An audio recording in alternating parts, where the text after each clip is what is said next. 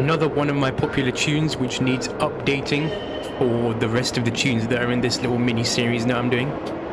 C7 Stingray. A bit slow off the line, but picks up quite quickly because obviously we've got new ultimate parts that we can install, upping the power by about 100 brake horsepower, which is always handy. More power is always better.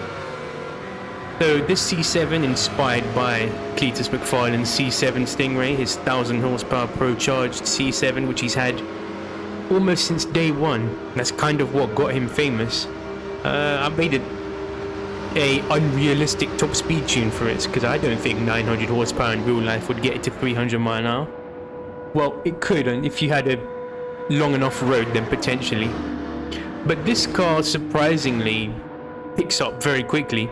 It can do about 275 to 280 without nitrous relatively comfortably, and even downhill it's nearly hitting 300, so this tune has more potential to go over 305 with nitrous. And if you see on the bottom left, you'd be able to see when I activate the nitrous. So far I believe this is just in slipstream right now. Then obviously it's going to slow down after it's out of the slipstream of the Aventador SV, which I'm working on the side there. But it seems to be going really well, and it will pick up very quickly. The C7 seems to be in a lot of Route X lobbies. From what I've seen, it seems to be a very popular car. This and the Aventador seem to be on the same sort of level. I'm guessing because the aero is good, like I guess you'd say the hitbox in-game is very narrow, so its frontal area might be narrower than it seems, which is what cuts it through the air, which is why more powerful cars might not get to the same speed potentially. And obviously you got to factor in the wind as well. We've got a 4.2 meters per second tailwind, which is kind of pushing us forward, and it will slowly creep up to 305. There's definitely more potential in it as well. So feel free to adjust the tune, obviously, as always. I don't want to give these tunes out saying they're the perfect tune, but it will get you somewhere. So obviously first, start off with the tuning shop, go all the way to the ultimate parts, and obviously we only have camshafts and titanium connecting rods and the prop shaft from here. No weight, no stage 5 weight here, unfortunately. From here, obviously, you want your nitrous and your heavy wets. The rest is optional.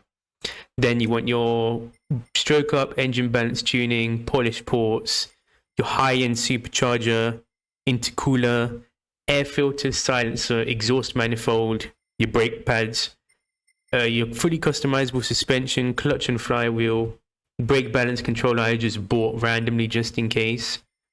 Obviously your racing transmission so you can adjust it, racing softs. And on this car, you can only get up to stage 3 weight, so make sure you buy 1, 2, and 3. So here, obviously, you've got racing crankshaft, fully customizable computer, LSD, and the manual transmission I just bought for the fun of it. Then obviously here you got your bore up, high lift cams. We've already bought the titanium rods. And then obviously optional power restrictor, ballast, and any other little bits that you really want if you want to update this tune for something else. If you want to use this for Sardinia or a really overpowered track car for the Nürburgring, you can give it a go. So obviously on the fronts, your heavy wets, rear softs, ride height low as possible, anti-roll on 5, compression on 40, expansion on 45, natural frequency 2.7 and 2.9, no camber auto, and obviously locked diff 60, 60, 60. Because you want an even amount of power going to each wheel at all times. You want to minimize the downforce as much as possible. I think I put a front lip on this, so keep that in mind. Auto set to 450 kilometers an hour. Finally, it says 450 kilometers an hour there. Auto set to there.